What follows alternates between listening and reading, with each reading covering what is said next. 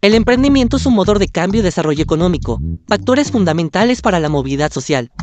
Fundación Coppel presenta La tajada de pastel. El pastel económico de México no es tan grande como quisiéramos. Y cuando parece crecer, algunos se llevan grandes tajadas, a veces incluso por medios ilegales como la extorsión. Soy Luis de la Calle, autor del libro La economía de la extorsión, donde he explicado a fondo este doloroso, indignante e inconveniente fenómeno que lastra nuestra economía. ¿Cómo evitar que el pastel económico se reparta desigualmente por el chantaje y la extorsión? Soy Marina Gómez Robledo, pertenezco a la generación millennial y busco optimizar mis posibilidades de ahorro y desarrollo económico a partir de mi empleo godín y desde la sociedad civil. En esta cuarta temporada de La tajada del pastel, nos adentramos a uno de los problemas más urgentes y complejos de nuestro país, la extorsión económica.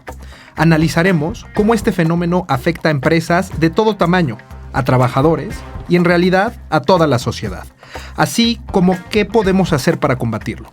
Soy Rodrigo Hernández, otro millennial que ha buscado la estabilidad económica a partir del emprendimiento. Escúchanos en tu plataforma preferida y síguenos para que no te pierdas ninguno de nuestros capítulos.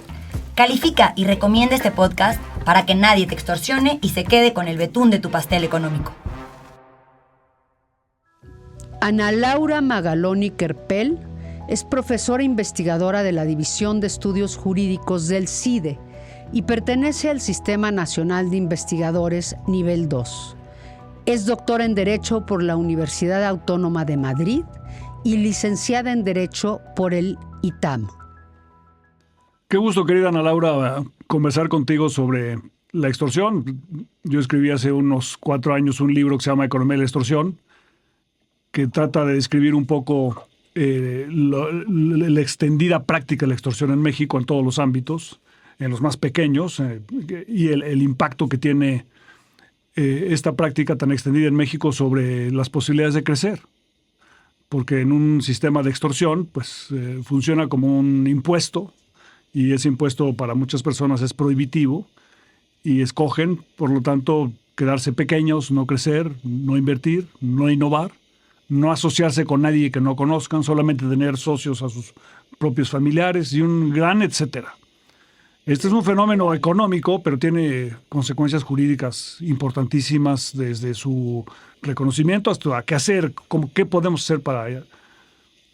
Entonces, un poquito queríamos platicar contigo sobre estas cosas, Ana Laura. ¿Cómo lo ves? ¿Qué has pensado tú sobre ello en el ámbito jurídico y qué nos puedes decir sobre esto? Mira, yo creo que la extorsión es casi un asunto cultural a veces, ¿no? O sea, parece que para conseguir un servicio, para hacer un acuerdo, para conseguir resolver un problema, somos permanentemente extorsionados de muchísimas maneras. Y en este tiempo estoy trabajando en un tema que me parece brutal, que es el coyotaje, ¿no? O sea, los abogados que como no existen defensorías públicas, la gente más pobre que tiene un conflicto, es extorsionada de una manera tan brutal, que es increíble lo que para los pobres significa la extorsión. O sea, si tú quieres ir a cobrar tu pensión en el IMSS, se te acerca un coyote, te pide 15,000 pesos y después otros 15,000, pero en realidad nunca te resuelve nada, ¿no?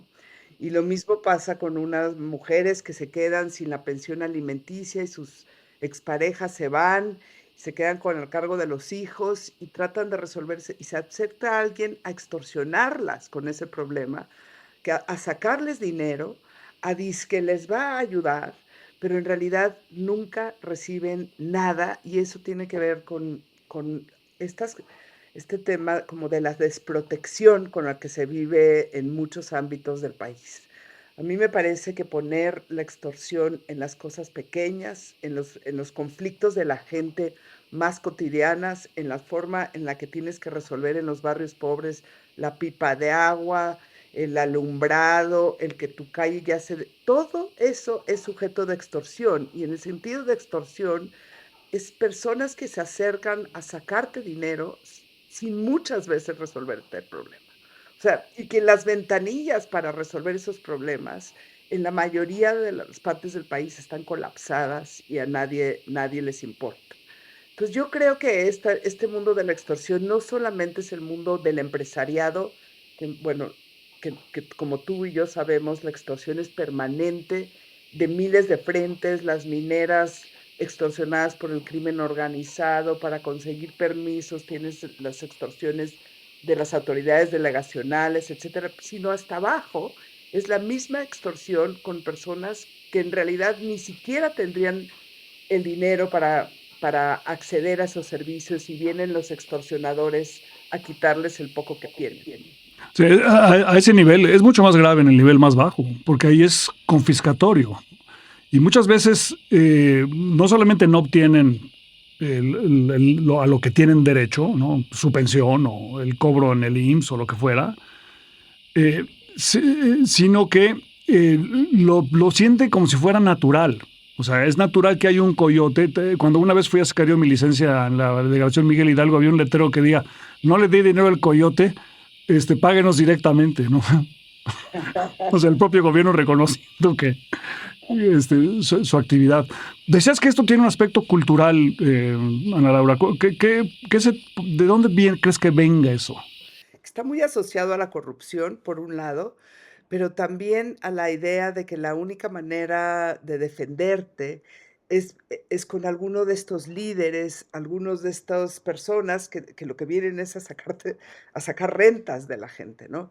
Antes quizá conseguías algo a través de ellos, y ese fenómeno me parece que la democratización del país lo fue pulverizando, pero se quedó algo de la idea que para conseguir cosas necesitas a alguien que sepa lidiar con ese sistema siempre poco claro, corrupto, tramposo.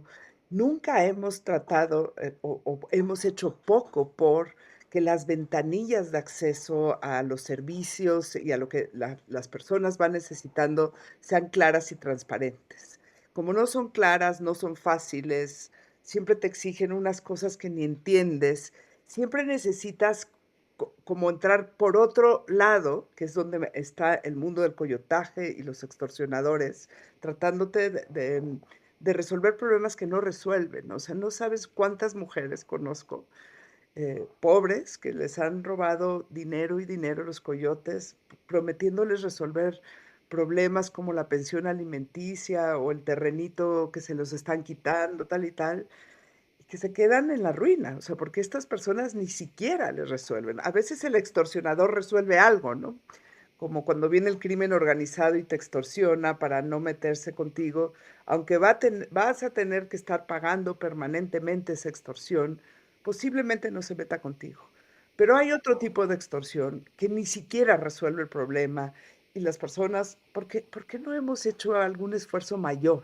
Porque las ventanillas de acceso a los servicios y a la pacificación de conflictos sean más rápidas, más claras, más sencillas, con un lenguaje llano, quizá porque en el fondo a todo mundo le gusta extorsionar, ¿me entiendes? Y la economía de la extorsión está dentro de las burocracias, fuera de ellas, y quizá por eso no hemos quitado esa palanca, ese extraído de fondo esa cultura, ¿no? Yo creo que se fue formando en el régimen priista. No sé qué piensas.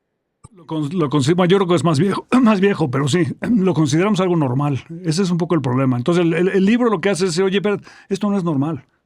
Es una cosa que debemos atacar de raíz y que tiene consecuencias muy graves. Tu experiencia en Iztapalapa con las pipas de agua y eso pues, es muy reveladora, Sí, ¿no? De sí. los problemas que sufre la gente que tiene menos y las pequeñas empresas. Extorsión es mucho más grande que las grandes que tienen otros medios de defensa, ¿no? Claro, cuanto más desprotegido estés en términos económicos y de acceso a la defensa jurídica, pues más te va a pegar la extorsión. Y lo que es patético es la extorsión de pobres con pobres, ¿no? O sea, lo que es horrible es que esos mismos coyotes que se acercan a estas mujeres saben lo que significa estar dando, primero les piden 8,000 pesos y van y se endeudan con su patrón y luego le regresan y luego otros 15,000 pesos porque no se pudo.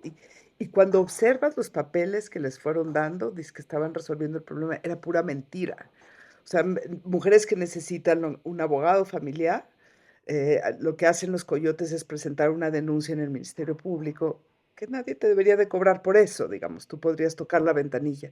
Y las traen bailando, pero como el lenguaje jurídico y el conflicto no tienen la información básica para saberse defender frente a un esposo que los dejó o un terreno que se los quieren quitar, tal y tal, pues lo que recurren y los que ganan son los coyotes. Podríamos hacer muchísimas cosas tan fácil y tan rápido, Luis, que no entiendo cómo no se hace. Pues, te voy a hacer una muy sencilla.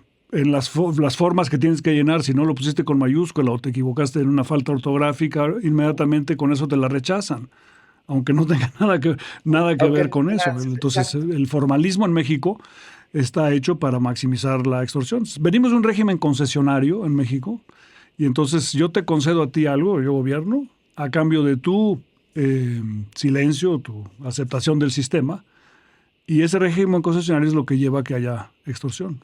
¿Qué podríamos hacer? ¿Cuál sería la idea? Si tuvieras una idea jurídica para atacar la extorsión, ¿cuál escogerías?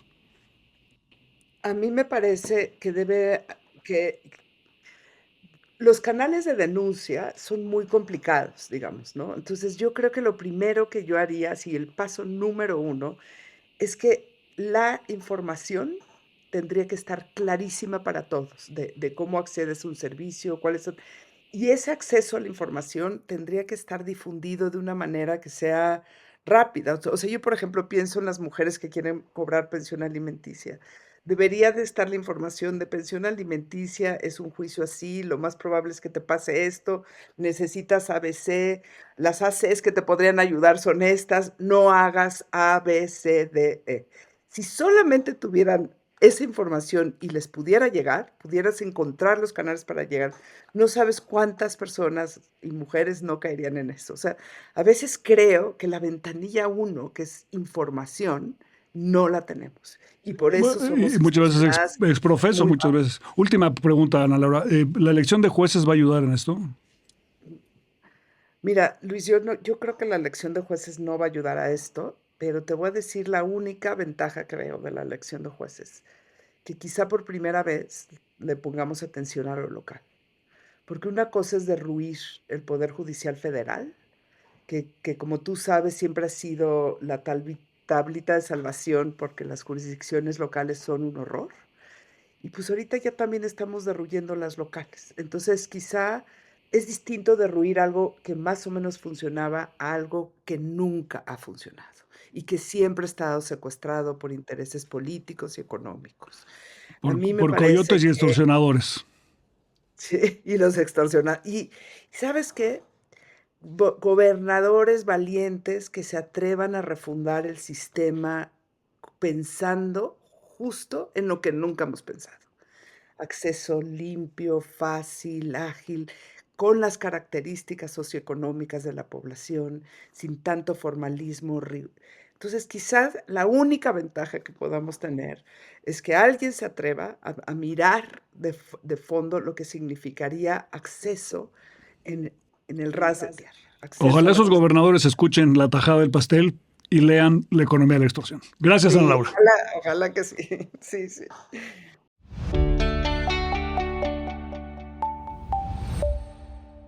Hola, Marina Luis. Hola, Ro. ¿Cómo está, Rodrigo? Todo muy bien, gusto saludarlos. Hoy vamos a hablar de un tema que también es importante para el fenómeno que hemos estado analizando esta temporada, y es el papel que juegan las instituciones y el Estado de Derecho, el marco jurídico, en el fenómeno de la extorsión. Y voy a empezar con una pregunta general y dos micropreguntas específicas, Luis. ¿Cuál es el rol de las instituciones en la protección empresarial y frenar la extorsión? Esa es la pregunta general. Y luego dos específicas. Parece ser, al menos en términos de narrativa, que el gobierno de la presidenta Sheinbaum le está poniendo un poco más de ojo a la extorsión. Y hay dos elementos que me gustaría preguntarte. Uno es el esfuerzo que se está haciendo, de nuevo, al menos en términos de narrativa, de digitalizar más trámites. ¿Lo ves como algo que puede ayudar? Esa es la primera. Y la segunda, ¿cómo nos va a ir con la reforma judicial y la extorsión? Bueno, son preguntas muy sencillas todas esas, Rodrigo. Las instituciones son muy importantes, obviamente, ¿no? En todo esto que estamos diciendo, porque cuando tú tienes instituciones que promueven los regímenes concesionarios, Durante muchas décadas en México, el artículo primero de la Constitución decía que esta Constitución otorga derechos a los habitantes de la República Mexicana. Y se cambió cuando se hizo la Constitución en su versión pro homine, o sea, pro hombre, a decir, claro, esta Constitución reconoce. Entonces, pero durante años, décadas en México tenemos esta cosa que el gobierno te concede graciosamente tus derechos. No, espérame, somos seres humanos y tenemos derechos intrínsecos a muchas cosas. Entonces, el régimen concesionario es la principal institución que fomenta la extorsión. En México debemos pasar de regímenes concesionarios a regímenes permisionarios que reconocen que tú tienes permiso a hacer cosas. No todo, hay cosas que deben estar prohibidas, obviamente, ¿no? Entonces sí, efectivamente hay una construcción de arquitectura institucional que puede ser promotora o desincentivadora de la extorsión, ¿no? Entonces, en México hemos tenido históricamente instituciones que están diseñadas para permitir la extorsión, ¿no? Para promoverla, para que ciertos grupos, no solamente el sector público, sino también privados, tengan capacidad de extorsión y sean rentistas. Está muy relacionado con el rentismo, la extorsión, ¿no? Esta idea de que se puede generar valor sin mayor esfuerzo, que yo tengo derecho a generar valor extractivo con respecto a la sociedad, sin creatividad, sin innovación, sin diseño, sin pensamiento, sin solucionar cosas para los demás, ¿no? Entonces sí, efectivamente, ese es un aspecto muy importante, ¿no? Y luego, bueno, en el ámbito más microeconómico, la ausencia de derecho predial es quizá uno de los principales promotores de la extorsión. Porque, como en el ejemplo del franelero, el problema del franelero se soluciona con los parquímetros, ¿no? Cuando el gobierno empieza a ejercer sus derechos de propiedad. Cuando el gobierno empieza a cobrar derecho predial por los predios que tienen las personas o las empresas, ¿no? Se reconoce tu propiedad. O sea, el hecho de que tú pagues un impuesto predial es un reconocimiento de que tienes un título de propiedad y el Estado empieza a tener, el municipio para empezar, un incentivo para proteger los derechos de propiedad, para incentivar que en su municipio haya mayor inversión, para que se establezcan más actividad económica que le genere mayor recaudación del impuesto predial. Entonces, el impuesto predial es fundamental para que se empiecen a respetar los derechos de propiedad, no solo privada, porque al tener recursos van a empezar también a proteger la propiedad pública. Al tener, por ejemplo, buenos camellones y buenas banquetas y buenos parques, sube el valor del impuesto de los predios y entonces sube la recaudación del impuesto predial. El municipio tiene mayores recursos, tendrá mejores policías, podrá tener mejores servicios municipales. Entonces hay un aspecto virtuoso de que te permite el desarrollo urbano que es y fundamental para que haya menos extorsión. Cuando el presidente municipal lo único que tiene que hacer es extender la mano para que le llegue dinero a la federación, bueno, él es sujeto de toda la extorsión del sistema político, sobre todo cuando tienes un partido único que te extorsiona, ¿no?, al propio presidente municipal, y tiene cero incentivo para cobrar predial y entonces entras en un círculo vicioso donde no se promueven, no se protegen los derechos de los demás. Entonces, si queremos en México avanzar realmente a tener un esquema donde se respeten los derechos de las personas y de las empresas y de las cosas, necesitamos una profunda reforma del impuesto predial y su generalización, incluso en lugares relativamente pobres. O sea, es tan importante cobrar el predial en municipios, en colonias pobres, que en las ricas, ¿no? Porque cuando cobras tú el predial en la pobre, vas a tener que empezar a respetar los derechos de propiedad de esos propietarios. Y además, una vez que lo hagas, tienes que obviamente regularizar la tenencia de la tierra. De hecho, podríamos tener un arreglo, ¿no?, como hay en algunos países. Si tú muestras 5 años de boletas de predial, te emiten tu título de propiedad, aunque no sea tuyo, y después se crea un fondo, como hay, por ejemplo, en España, para resarcir al propietario original si resulta que después, unos años después, alguien dice, oye, pero esto estaba en mi familia desde hace 100 años, aquí está el título de propiedad. No le regresan el predio, lo compensan con un fondo que se paga con el predial de todos. Y en términos de lo que está haciendo el gobierno de México en este momento, la reforma judicial, la digitalización de los trámites, parece ser que son dos medidas que conflictúan entre sí. ¿Qué opinas, Luis? La digitalización de los trámites puede ser una cosa muy positiva, si está bien hecha. Puede ser muy negativa si se usa con objetivos distintos a los que debe ser usada, ¿no? La Stasi en Alemania del Este pues tenía la información de todas las familias de Europa, de Alemania del Este, y los tenían todos controlados. Entonces, si tú utilizas las bases de datos del gobierno para controlar la sociedad, pues vas a fomentar al gran extorsionador.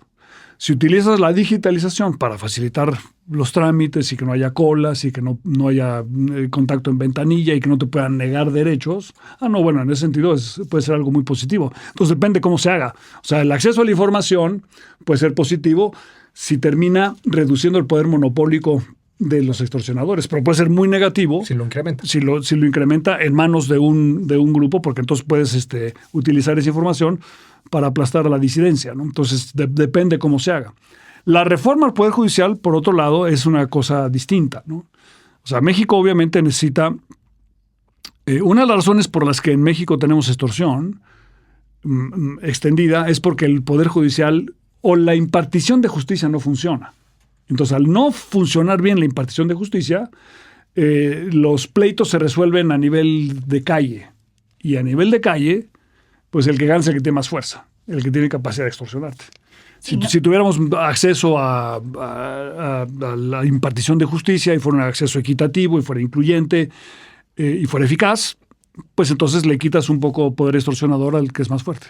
Sí, en México en general no se denuncia, pero menos temas de corrupción o de extorsión. La cifra negra es altísima. Altísima. Además, cuando vas y denuncias, te extorsionan, ¿no? Te extorsionan otra vez. Tú vas al Ministerio Público a denunciar algo y la probabilidad que el Ministerio Público te pida dinero es muy alta.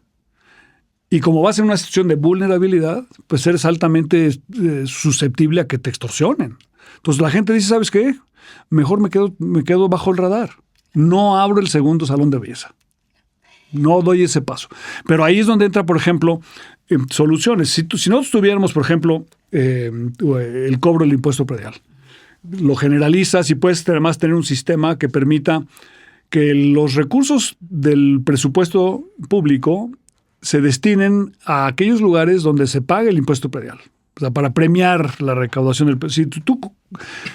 Si tú recaudas predial en la Sierra de Chiapas, en un lugar muy pobre, por cada peso que recaude, el gobierno te va a mandar 5 pesos al presidente municipal para que tenga un incentivo a recaudar y haya un efecto de evitar la regresividad de la medida, ¿no? Entonces, pero además, si tú le dices al presidente municipal, oye, pero quiero que tú compres un seguro contra robo y que todas las casas que paguen el predial en el mes de enero estén aseguradas contra robo. Entonces, ¿qué va a suceder? Que cuando venga un robo, como el seguro del municipio va a resarcir el daño que se le causó a la familia robada, se va a denunciar ante el Ministerio Público. Pero no lo va a denunciar la familia, lo va a denunciar la familia con la compañía de seguros. Entonces vas a empezar a tener una base de datos de robos. Las compañías de seguros van a empezar a cobrar menos por las pólizas en aquellos lugares donde haya menos robos, se crea un incentivo positivo y se dificulta tremendamente la extorsión a la pequeña familia que va a denunciar un robo al Ministerio Público. Luis, pero hablabas del fortalecimiento de las instituciones, de la importancia y en este marco jurídico, pero estamos hablando de la reforma judicial que ya te preguntaba Rodrigo, pero realmente los casos van a las fiscalías locales. De aquí a que pase al juez todavía falta mucho, pero no estamos haciendo nada para solucionar el problema de las fiscalías locales o de esta cifra negra con soluciones como el predial que dices. Pero la COFESE, que habíamos hablado que en los monopolios causan mucho conflicto o benefician a la extorsión, pues la COFESE está, en lugar de darle dientes, está siendo minimizada. El acceso a la información con el INAI está desaparecido. Entonces, ¿cómo ves la situación hoy en día si sí realmente hay una voluntad real del gobierno para acabar con la extorsión? La extorsión en México tiene una larga historia, pero lo platicamos en alguna ocasión con Ana Laura Magaloni, se fortaleció durante el régimen priista, ¿no? Porque el régimen priista es un régimen concesionario. Morena, en el fondo, es el regreso al PRI antiguo, ¿no? Y eso implica el regreso a un régimen concesionario que es promotor de la extorsión. La solución al final del día, además de todas las que hemos hablado en materia de predial y en materia de las compañías de seguros o en materia de los monopolios y el parquímetro y el Poder Judicial, en el fondo esto es algo muy relacionado con la democracia. En una democracia, la democracia que realmente funciona son aquellas donde hay igualdad en el respeto al otro. O sea, la extorsión es la desigualdad en el respeto, ¿no? Abusas del que tiene que hacer cola, abusas del que tiene que llegar con la cita al doctor, abusas del que no tiene manera de defenderse, ¿no? De ese es el que abusas. O sea, es un sistema totalmente desigual. Cuando tienes poca democracia, generas inmediatamente mayor corrupción, mayor exclusión, porque solamente aquellos que tienen acceso son los que no van a ser sujetos a la democracia. A ser sujetos al Estado de Derecho, a que le respeten sus derechos. En el pasado se hacían negocios con la familia revolucionaria. Si la presidenta Sheinbaum hace bien las cosas y democratiza el país y hace de México un país de derechos y no de privilegios, vamos a avanzar en el correcto. Pero si seguimos, digamos, en la ruta que se había marcado, vamos a terminar en un sistema donde antes se hacía negocios con la familia revolucionaria y en adelante se hará con la familia transformadora. Pero es lo mismo, digamos. O sea, ese es el régimen que te permite que haya el caldo de cultivo para fomentar la extorsión. Pero cuando hablamos de democracia, que lo acabas de mencionar, es importantísimo los contrapesos institucionales. Es importantísimo la participación de todos y el respeto a los derechos de todos en términos de igualdad. De eso se trata exactamente. Para eso se requieren instituciones, sí, por supuesto. Gracias por escuchar la 4ª temporada de La Tajada del Pastel. Búscanos en tu plataforma de audio favorita. Más instrucciones sobre cómo hacer la consulta personal, la duda que tienes y en qué organizaciones aliadas puedes verlo. Pero sobre todo, desde una perspectiva intergeneracional. Sigue, califica y comparte La Tajada del Pastel. Buen provecho. Este es un podcast de la colección Pensando un País. Producción de Hook Audio.